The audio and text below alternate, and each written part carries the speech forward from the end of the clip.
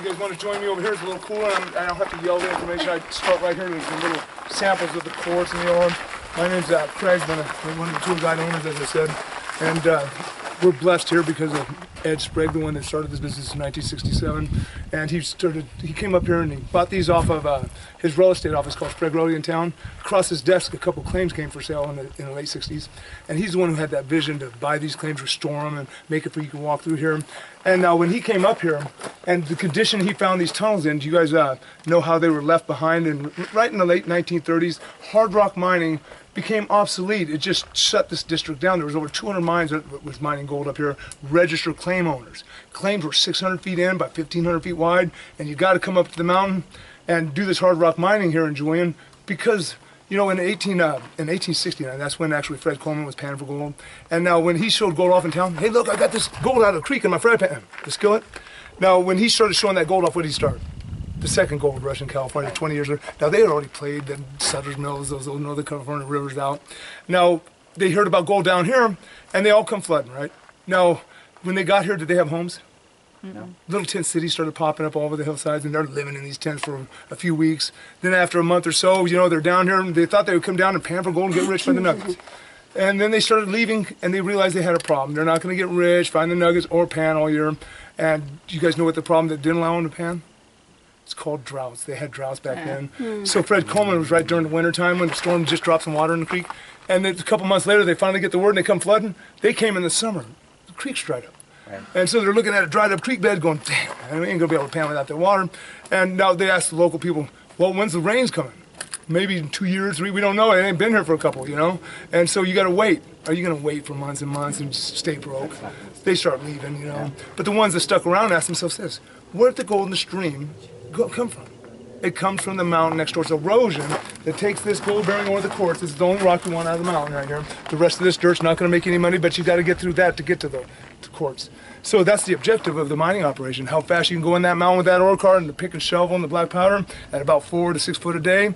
And they used to pay these guys $2.50 a day back in the 1870s. That's $1 more than the labor fee for like baling hay, $1.50, because that extra dollar was for some of the safety issues and how hard this job was.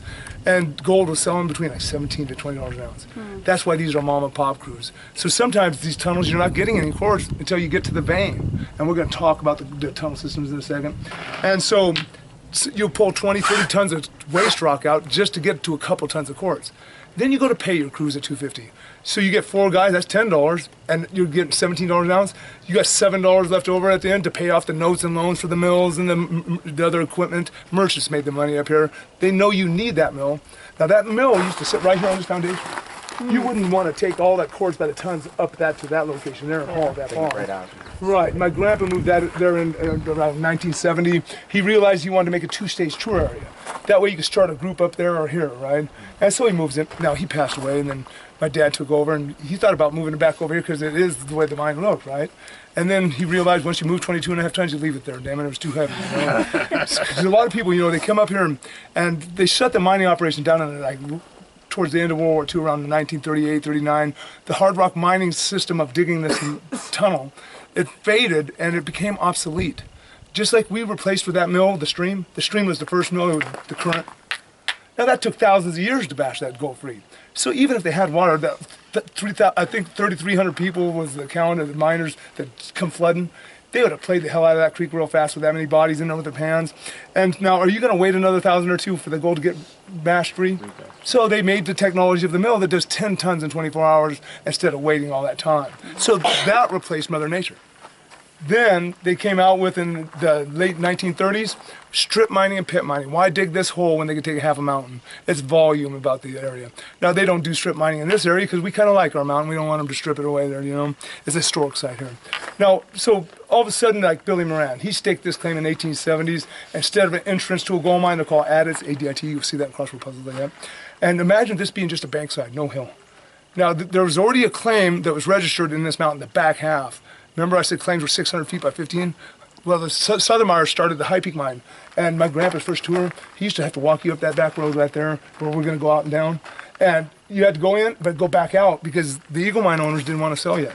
3 ladies in England back in the 60s owned it. And he was trying to get it off, but you got 3 owners, one wanted to sell, and he couldn't convince them all at one time until about, it took 2.5 years or so. And two of them came down and seen what the tour was like in the high peak and realized that they joined together at one point for a part of the mining operation here. And so it completed the picture. And they didn't care until they seen it, you know. And so anyways, my grandpa comes up here, and what do they ask these old miners to do with the claimed entrances when they left the tunnel system and they're not going to come back and they're shut down? Cave them in, right? Blast them shut. And so my grandpa comes up here in the late 60s, buys the claims, and that's when he decided, I guess, to call me and my brothers up, and my mom and dad. And we were born and raised down in San Diego there, and I was born in '63, so I was about 5 years old, right? And my grandpa called my dad and mom up down there from his real estate office and says, we just found a home right down the street in Whispering Pines outside of town here that bring the grandkids up here, move into that house that's leased to buy, and we'll raise everybody here in this nice little town of Julian. And then he starts bringing us up here, and we realized what we were into at that time. He brought us up here to be the slave laborers for the next 50 years. He needed the wheelbarrow help and stuff like that. Yeah. So we started, teaching us. And the first thing he says, we want to get you away from those old flatlanders down there and before they ruin you. And because this is the way we look at it. Us country folks, we try to be self-sufficient. We're going to bring you up here, and we're going to teach you how to cut your own firewood, fix your own cars. You don't have to rely on anybody. That's the way, us guys do it up here. I said, does that mean we don't get paid? Back to the old way, their money, And so my grandpa, we get this entrance rebuilt. And then no one's been in here for like 60 years when they left the mining down. But guess what my grandpa found as we looked in here, and no one's been in there? The last owner took the old car, he shoved it in, blew it shut, and left. So we're all opened up the tunnel, he rebuilds the old entrance. We're all, cool, look, the Eagle Mine owner car, one original one, so we pull it out. That's the first antique. Because we don't know what antiques are through this mountain here that left behind. And so we tried to talk my grandpa into letting us go first, like Indiana Jones. We're all, grandpa, let us find the next antiques where we can say in our tours 50 years from now that we found it, And he was going to let us go first there until my mom runs over here and says, wait a minute, don't let my dumb boys all hyped up go run in that tunnel before you check it out. There's going to be holes in the floor or something, And that's when he made the rule, this isn't a playground, you got to follow an adult. So we had to sneak around him at times there. Now, we're going to show you how to do the blasting, the drilling, all that at the next tunnel up. But you're going to have to try to find the quartz. That's where the gold's at, right? So Billy Moran, can you imagine him and a couple buddies standing under just a regular old bank and there's no tunnel here? And he tells his buddies, you know what, boys? Who's in? But I'm going to go in that mountain and get the gold out of it. They probably said, good luck, I'll meet you back at the saloon when you're done there. Don't call me, because they know how hard that system of digging the tunnel is. Now, what happened was Southern Mire already staked the claim over there, and the rumor was he had the biggest vein in the area. It was like 2 feet thick. Now, how do you know to start your tunnel? That's a good question, right? Well, you got to find the quartz, and it's called a quartz outcropping. But to get this whole vision of the mining here, you got to understand what they call the strata, the layers of the mountain. And this is a seabed, it's a schist is what they call it. And these were plates at once laying flat, and then they got pushed up. And look where they stood right here about and stopped at an 80-degree angle and just hardened.